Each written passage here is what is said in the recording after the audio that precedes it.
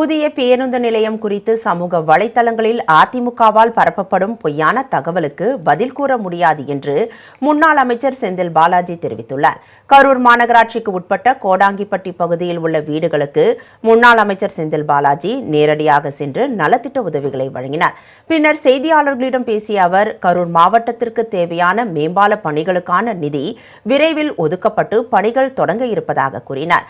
புதிய பேருந்து நிலையம் குறித்து சமூக வலைதளங்களில் அதிமுகவால் பரப்பப்படும் பொய்யான தகவலுக்கு பதில் கூற முடியாது என்று முன்னாள் அமைச்சர் செந்தில் பாலாஜி தெரிவித்தார். இது அதிமுக அது ஒரு குற்றச்சாட்டு சொல்லணுங்கிறதுக்காக எடுத்து போடக்கூடிய செய்திகளை எடுத்து இப்போ மக்களுக்கு எவ்வளோ எளிமையாக இருக்குது. மாநகரத்தினுடைய உள்பகுதியிலேயே இருக்குது.